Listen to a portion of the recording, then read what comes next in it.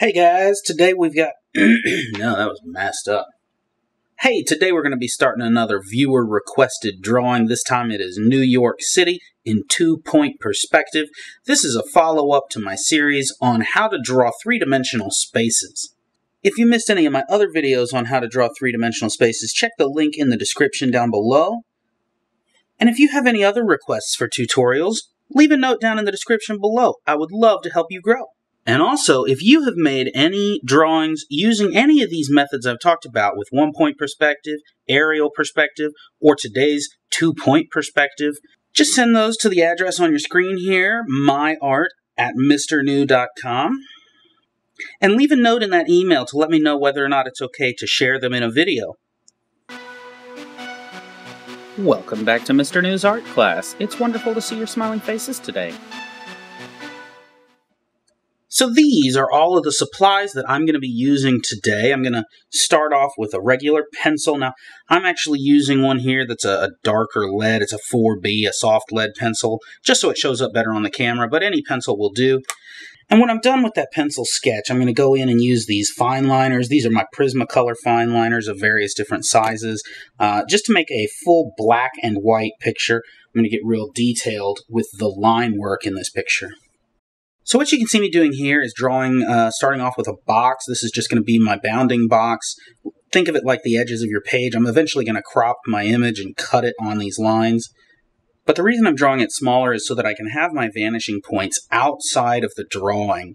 One thing that a lot of people get messed up when they do two-point perspective is that they make those vanishing points way too close together, and it makes it kind of look like you're using a fisheye lens to look at things, and it really warps that perspective and squeezes everything really tight and narrow together. So spacing out those vanishing points way across the page is going to really help to make this perspective look a lot more lifelike and realistic. The size I'm working at here is a 5x7, which is a pretty typical size for artwork and photography. And even though this picture is only 7 inches wide, I've got those vanishing points about 12 inches apart from each other. And I'm going to start myself off with some guidelines that come in from those vanishing points at various different angles. And those are just going to help me as I start to actually work on this drawing. They'll just act as guides where I won't have to use them exactly, but I want to work within the bounds of those. And there, now that I've got that done, I'm going to refocus my camera so we're zoomed right in on that 5x7 box, and we'll get started. So I'm drawing New York City today based on a viewer request. And I think most people would agree that one of the most iconic buildings in New York City is the Empire State Building. But I think there's one thing most people don't realize unless they've actually been to New York, and that's just how much taller the Empire State Building is than all the other buildings around it. Now, before I actually get started on my drawing, I wanted to remind you of the difference between one-point and two-point perspectives. If I was drawing in one-point perspective, then I would see the front face of a building as a rectangle, and then the side of the building as sort of a trapezoid shape, with these two lines here converging at the vanishing point. However, with two-point perspective, I'm not looking directly at a face of a building. Instead, with two-point perspective, I'm looking at a vertical edge of a building, and the two sides that I'm looking at will both be trapezoid shaped.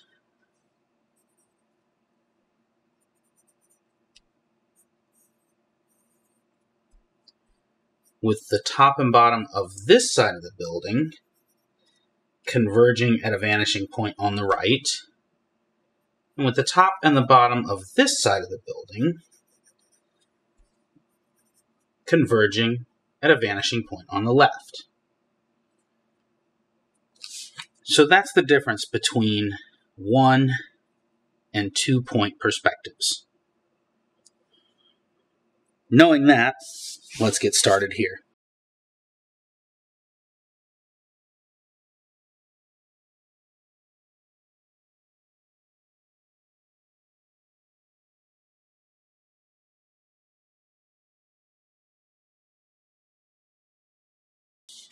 There, now that gets the general shape of the Empire State Building. Obviously, I haven't gotten any of the windows on there or other details, and the very tippy top of the spire does end up going off the top a little, getting cropped, but that's fine because I'll have enough other detail in the rest of the building and in the other buildings that will be a-okay.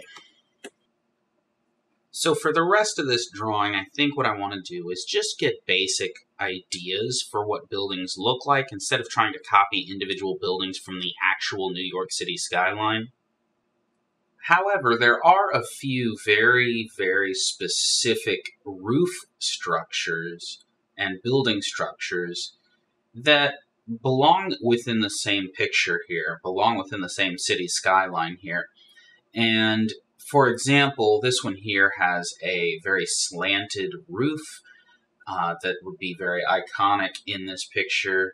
Also, you've got the building to the left of the picture here, where it's shaped like a series of stepped rectangles, being wider at the bottom and narrower as they go up towards the top. And then you've got a few peaks that are pointy or taper off a little bit as they go up. So in my city skyline here, I really just want to have a variety of different building tops. Most of the buildings are going to be a simple rectangular prism in shape, kind of like this, but they're going to have different styles of rooftops and different styles of windows and architecture.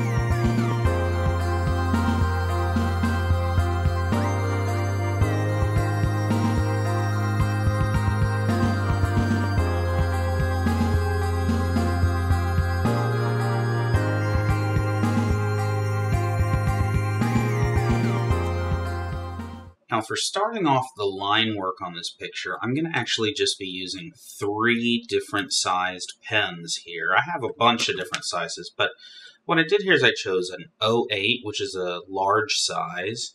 I chose an 005, which is ultra tiny, and an 03, which is kind of in the middle. And here you can see the different sizes of those nibs. And the reason why I chose these 3 sizes, in particular a small, medium, and large, is because the thicker pen will allow me to create the illusion that buildings are closer to me by having thicker line work. And then as they move farther away, I would use the medium-sized pen to get some slightly thinner line work to make things look a little bit less detailed and farther away. And then I would finalize with this tiny 005 for the most distant objects. They're going to have the least amount of detail, so they're going to have the smallest line work. So I'm starting with my thickest, my largest sized pen here, and I'm just going to start tracing some of these foreground buildings.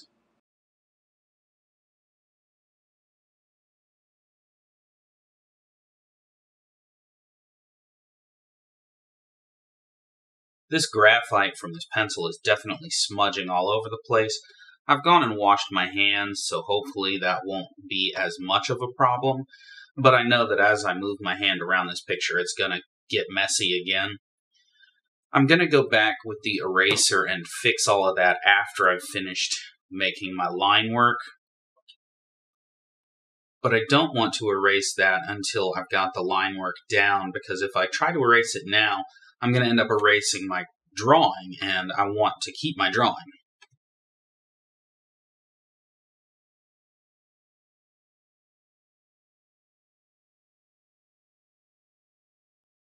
Some of you may be wondering why I'm not using a ruler to draw these straight lines here, and there is actually a reason for that. The reason is because a lot of times when you use a pen against the edge of a ruler, you'll get a lot of ink on the surface of that ruler, the edge, and then as you slide it around your paper, you'll slide that ink around and smear the ink, and it's a lot easier to erase smeared graphite than it is to erase smeared ink.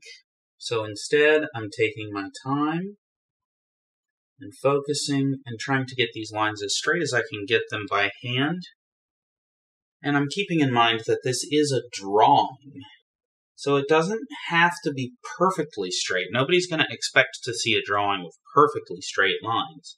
As a matter of fact, having more curved and angular lines can actually help the picture look more gestural and more interesting and give it more personality. And now you may be wondering why I've saved the Empire State Building for last. I do want the Empire State Building to be the focal point of the picture. So what I'm going to do here is actually use this chisel tip, which is, even on the small end of the chisel, is going to get a much thicker line. And that way, it will kind of lift that to the front. Even though it is further back, it's behind some of these buildings, I want it to rise to the front because I want it to be the most powerful, the most influential part of the piece. I want it to feel like it is the most important. And to do that, we can just use heavier, thicker line work.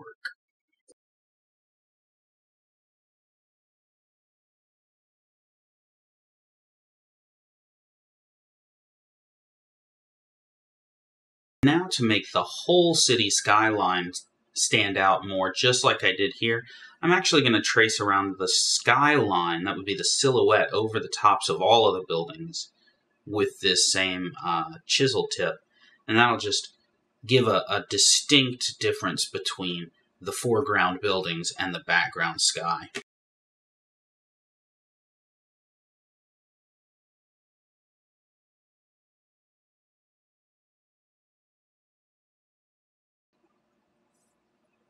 And now I'm going to use a combination of my gummy eraser and my vinyl or plastic eraser to get up all the smudges and to get up all of the pencil lines so that I'm left with nothing but just a clean black outlines.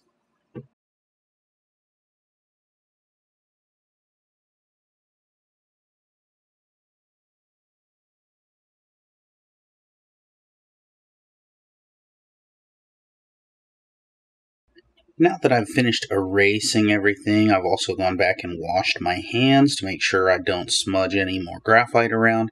There is still a little bit of graphite around here and there, but not enough that it's really going to cause any problems. At this point, I'm going to go back in with my fineliner pens and add windows and other architectural structural details. One thing I have to keep in mind is that anything that I draw on this side of the building is going to be pointing towards that vanishing point, and anything that I draw on the left side of a building is going to be pointing towards that vanishing point.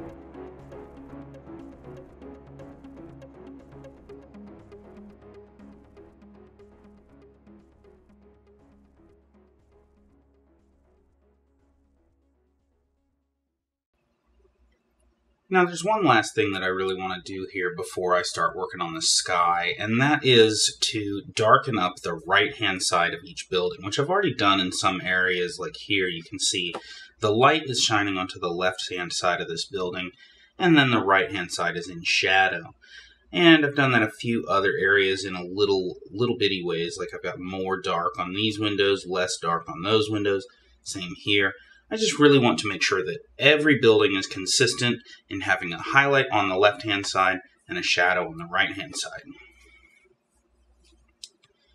To do that, I'm going to use hatching and cross-hatching. If you're not sure how to do that, check out my video about value and how to create light and dark areas in several different ways.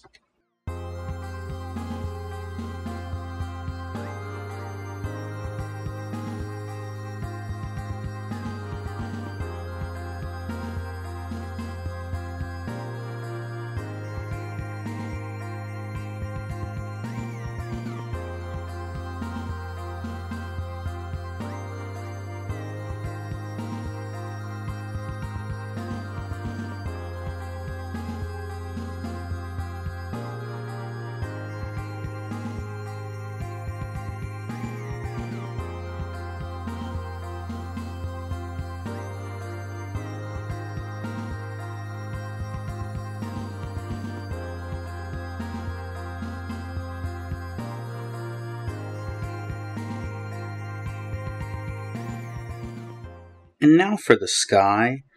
I want to avoid drawing the sun in the sky because the sun is going to actually be off the page that direction.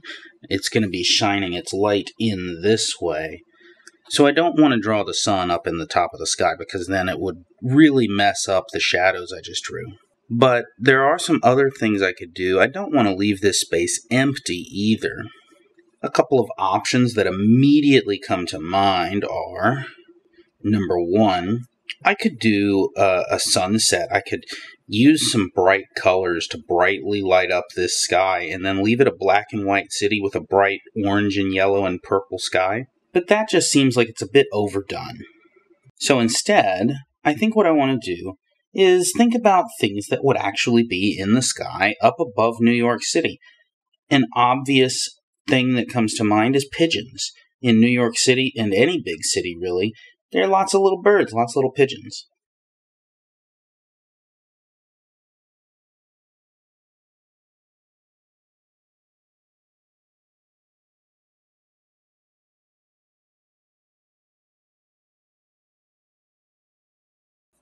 And there, I think that picture is done. Now all I need to do is cut it out. I'm going to readjust the camera lens so you can actually see me cutting it out.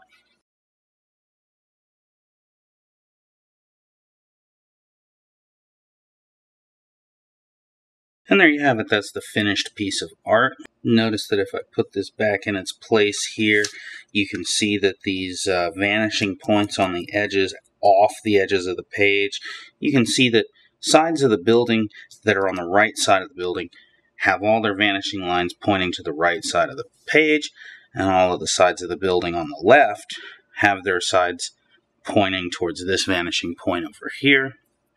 The buildings that are below the horizon, you can see the rooftops on them, and the buildings that are above the horizon you can't, unless it's a slanted roof like this one. But in the case of this slanted roof, it actually slants away from us, so we don't see that roof. And this drawing will complete my tutorials on how to draw three-dimensional spaces. Coming up next week, I'm going to start talking about figures. When we say a figure in art, we're talking about a body. And I'll do a whole series on that starting next week. In the meantime, if you have any pictures of three-dimensional spaces, whether it's two-point perspective or one-point or atmospheric perspective, or just overlapping of any kind of three-dimensional space, send it to the email address on your screen, myart@mrnew.com. I'd love to see it, even if you don't want me to share it. But if you do want me to share it, be sure to write down in that email a little note that just tells me I'm allowed to share it in one of my videos. As always, if there are any other art questions you have or tutorials you want me to make, just leave a note down in the comment section below. I would love to help you grow.